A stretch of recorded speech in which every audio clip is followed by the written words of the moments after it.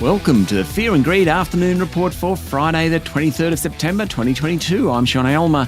Every afternoon, we've got the 5 stories that have happened today that you need to know about. Let's jump into it. Story number 1. Well, the S&P ASX 200 closed down nearly 2% today to 6,575 points. The bourse is now back to its level of early July and about 8% lower than a month ago. Fears of much higher interest rates and a recession in Europe and the United States are dominating sentiment. Of the top 40 stocks on the local ASX, only the big miners, BHP, Rio Tinto and Fortescue Metal, gained ground today. And that was on the back of higher iron ore prices. The banks fell, so to the retailers, the tech stocks, the telcos, pretty much everyone. About 90% of stocks went backwards today. Worst was Block, down more than 8%, while Xero lost 7.8%. The best were the coal miners. They're very hard to ignore at the moment. Whitehaven's share price reached a new high today, up 2.7%, and is now about 200% higher than where it was a year ago. Also helping is the news that the company wants to buy 25% of its shares back. And New Hope, the other big coal miner, was the best performer on the bourse today, up nearly 3%, taking its full-year rise to 170%.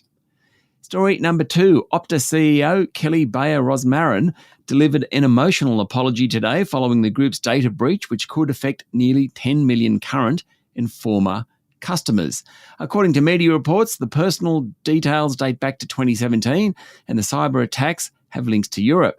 But it is still unclear whether it's a criminal-based attack or a state-based attack, and no ransomware has been demanded. The attack occurred on Wednesday night, and the media is reporting that it exploited a weakness in Optus's firewall.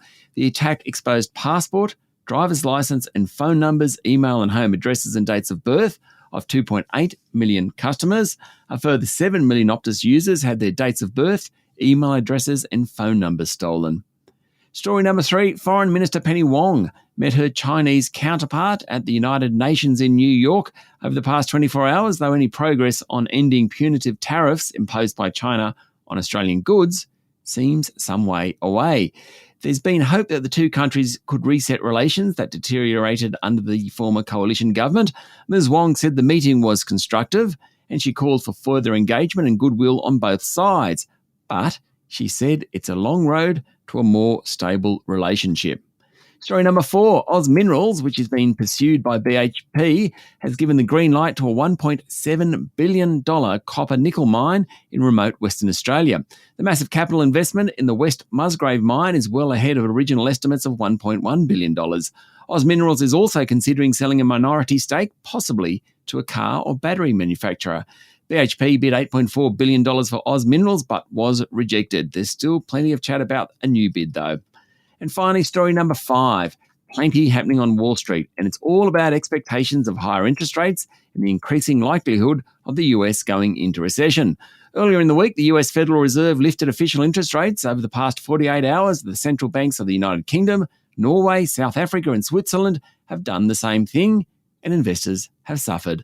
This morning, the broad-based S&P 500 finished down nearly 1%, and the tech-heavy Nasdaq was off 1.4%. US Treasury yields hit multi-record highs. 10-year yields went to 3.7%, the highest since 2011. Why? Because investors expecting interest rates to rise are staying away from bonds. That causes their price to fall and their returns or yield to rise. That's it for the afternoon report for Friday, the 23rd of September, 2022. Don't forget to hit follow on the podcast and find Fear and Greed on LinkedIn, Twitter and Facebook. Join Michael Thompson and I tomorrow morning for the Weekend Fast 5 by Fear and Greed. I'm Sean Aylmer. Enjoy your evening.